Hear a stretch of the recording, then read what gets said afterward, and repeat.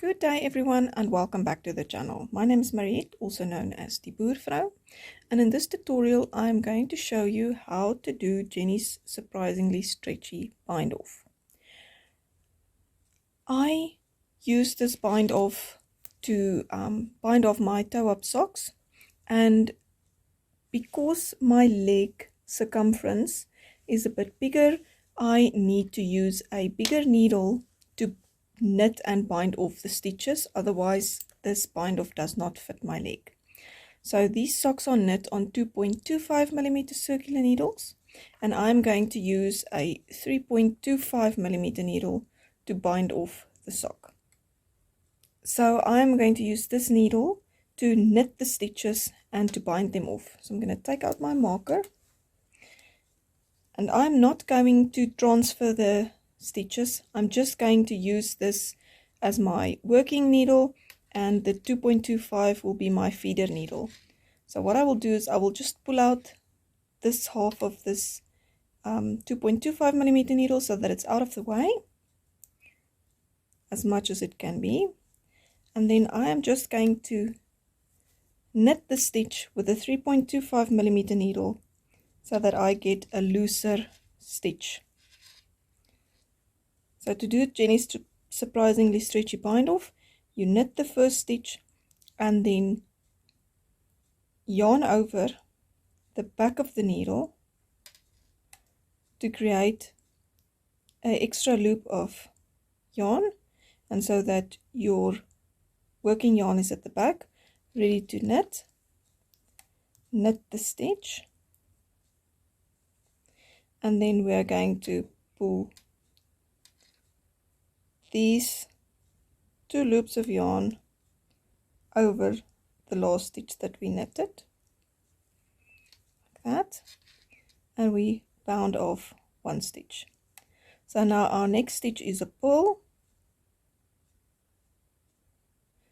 So to add the yarn, extra yarn to do this pull stitch, when your yarn is in the front to do the pull, just yarn over the needle again so that your yarn is in the front ready to pull again.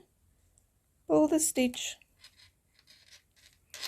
and then we are going to pull these two loops over the last stitch that we knitted.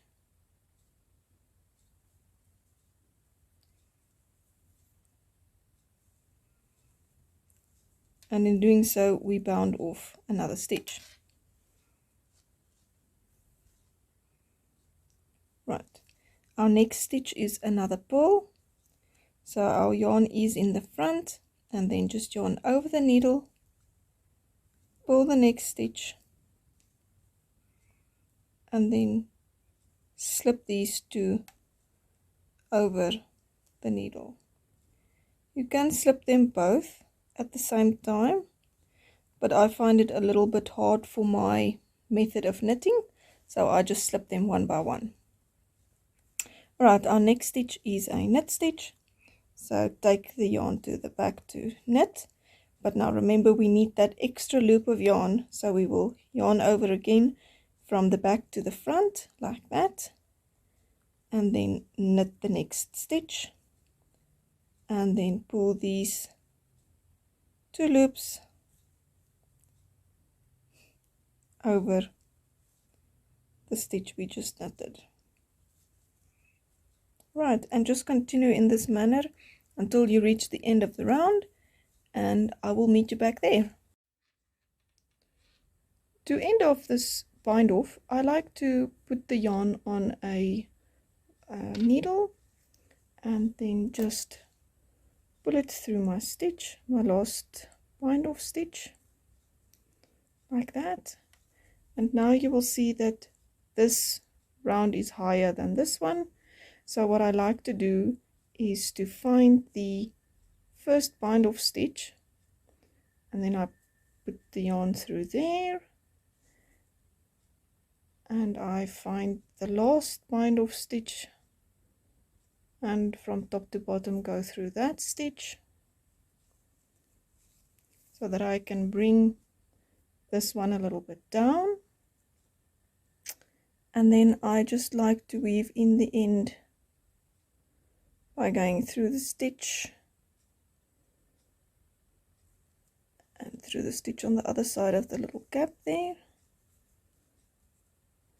Then I just work my way to the next column of purl stitches from the outside, knit stitches from the inside. Then I just hide my tail in this column of stitches like that, and I will do it all the way down to there.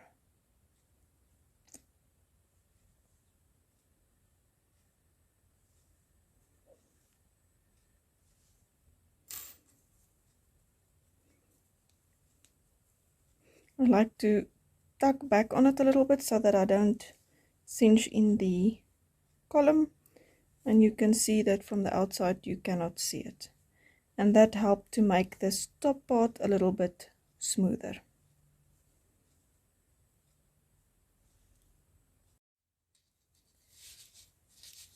Alright, so that is the sock bound off. It is a little bit flaring at the top, but we want all of this stretch, and it will cinch in a little bit when it gets washed and blocked. That is how I do Jeny's surprisingly stretchy bind off. If you found this tutorial helpful, please give it a thumbs up and subscribe to the channel if you would like to see any more of my content, and I will see you in the next one. Until next time, happy crafting.